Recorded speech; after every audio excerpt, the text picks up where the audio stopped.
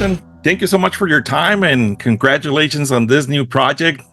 I believe besides being a protagonist, you were also part of the executive producing team. How did this project originated and what made you do it? First of all, thank you, and thank you for having me. It being an independent film, I think that when it came down to production and post, it kind of became a labor of love for everyone involved. And after my experience acting on the film, I, the same as anyone involved, wanted to see this film have the best chance and foot forward as possible. So that's where I started to lend myself more into the producer ring, having a background in producing and having produced, features before. It became a situation where we were all asking, how can we help us to the best of our abilities in getting this film out there? Perfect. Well, let's talk about the storyline without giving out so much spoilers.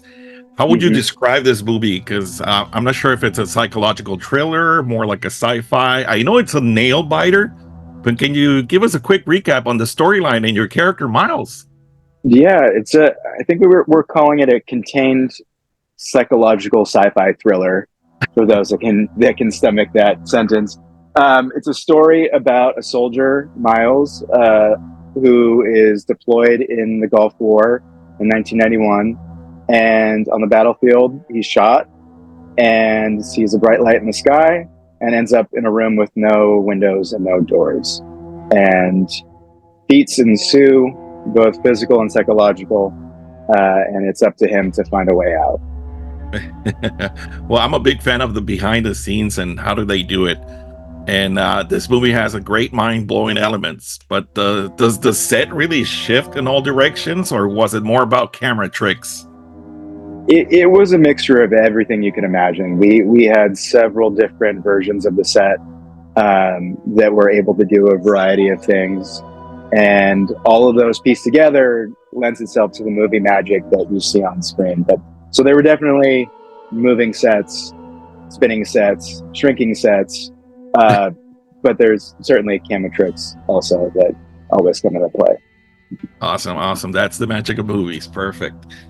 So part of the riddle of this movie is solving some equations, and as a soldier, your mind has to be 100% focused on everything, even if your life is at stake.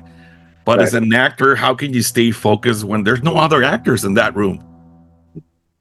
Well, I mean, fortunately for me, Tamara Perry, my co-star, was on set during shooting, and she was never more than about 10 feet away. So we were able to actually act out the scenes with a very thin wall between us, to give it still that reality and moment-to-moment life that otherwise I think it would have been nearly impossible. Now, this movie actually made me think about the world that we actually live in right now. Are we really living inside a cube? Because it seems that today the only way that we communicate is by using our phones. What's your take on this movie? I hope that this movie, in a lot of ways, parallels that notion that we're all looking for a way to escape, and maybe the way to escape is to truly connect.